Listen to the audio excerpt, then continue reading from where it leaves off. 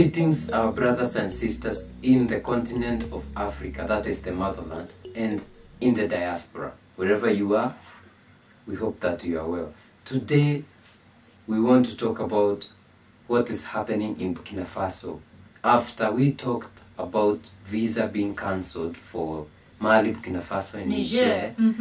And also, that is student visas and artist collaborations. Yeah.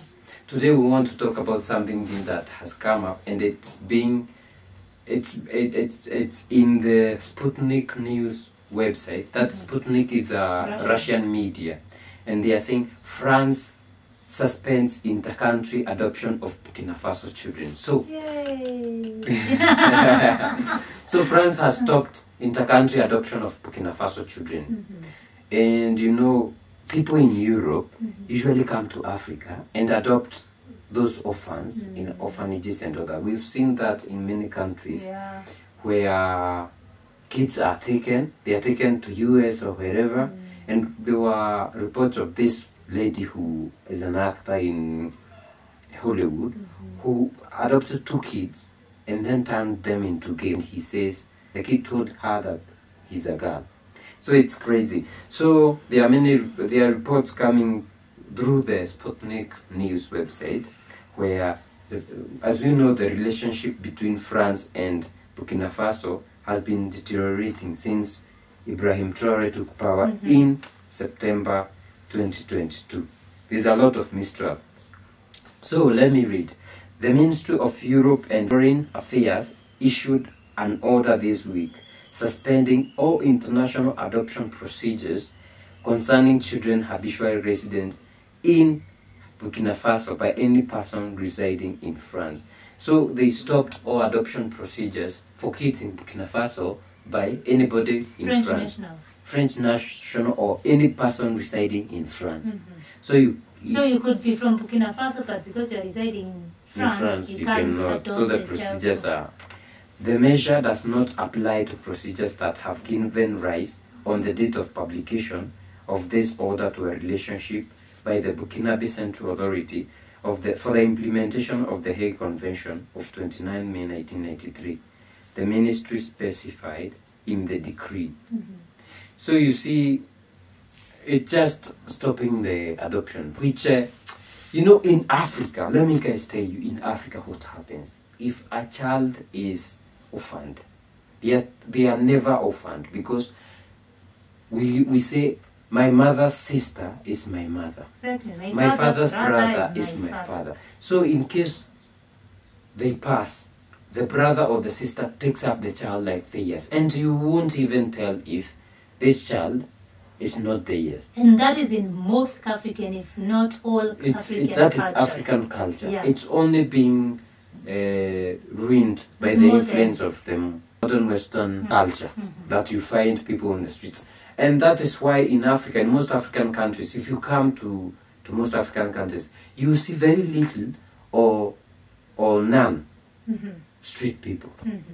Little or none, not like the way we see in the US or many other countries. And if you were to follow up, for those that you see in the streets, if you were to really follow up, most of the cases is because, not because the kid doesn't have somebody back home who was willing to take care of them, but it's because maybe the kid was rebellious, maybe he felt unwelcomed. You know, when it's not your real parent, of course you won't feel the love as 100% as if it was your own parent. So some kids would say, no, I don't want to be in this kind of setup. This is not my real father, so I'd rather go out and fend for myself. But it's not like they have really lacked somebody to take care of them. Another thing is, when you are being raised by your parents, especially the current generation which has been influenced by the Western culture, you are raised like an egg. You know what I mean. You are pampered. Soft. They raise you in a very soft way. But when you are taken by their brother, they raise you like... It won't be as soft as you. It's not the love that you are used. This one wants only to provide the basic needs. Food, clothes, clothing, shelter, school fees, you know, ensure that you are growing the right way. That's it. So if you are rebellious and they beat you and you want to run, that's something. Like maybe at home you are used to watching TV all the time. Yeah, but here different rules. It's different. You have to wash the dishes, you have to help the other kids, you have to help the mother in that. So it becomes, maybe they run away. Yeah. But African culture even doesn't have anything to do with adoption, because the family got you. The family, there's always somebody to fill in the shoes of your mom, the shoes of your father. Even if you are staying with your grandmother, in my culture, the grandmother, if the grandparents are still alive, they are the first ones to take care, you know. If it's not that case, your younger father, you know, there's just always somebody to take care of you. And let me just highlight something about this adoption. Something that I really hate is that these people, when they come to Africa to adopt, I trust you me, watch all of these documentaries, and most of them usually document, especially on YouTube, the vlogs. They will leave their country, take a video of them coming to Africa, reaching the place, the village where this kid lives, and you find this village, these kids most of the time, they have dirty clothes, maybe torn, you know. And it's normal for African kids. My daughter wears torn clothes in the village, I wear dirty clothes in the village, as old as I am. It's normal. We are always working. And the kids are playing. We are always interacting with the soil. So you have to be dirty, you have to have some... That is our life. You know, that is our life in Africa. So this thing is twisted in a way that we are made to be seen as if we are suffering. There's flies, we have cows, we have livestock, there's always flies all over us, you know. Some kids will stay for 3-5 days without taking a bath because they play until, you know, late at night and they are sleepy. Just let them go sleep like that. So it's not like those kids are suffering. It's so normal in Africa. Exactly, that is our life, and we are used to it, we love it. You know, it signifies us as Africans. And then they come with their documentaries, oh, I got this kid looking this way, no clothes. You know, they make the situation look like it was so bad. And then they take them to Europe, wherever, to France. They, you know, give them new clothes, and now the transformation. You know, in France, they are always indoors.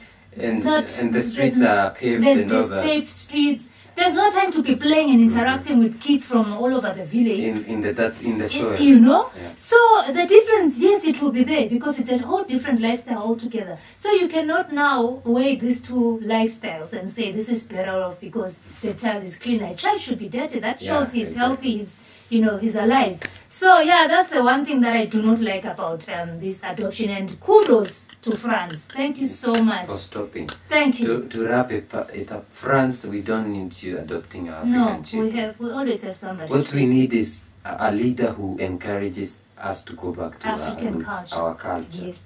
Yeah, guys, let us know what you think in the comment section. And as you do that, hit the subscribe button. That's all we ask. It's free. And you have pushed us a major step forward. See you in the next one. Bye-bye.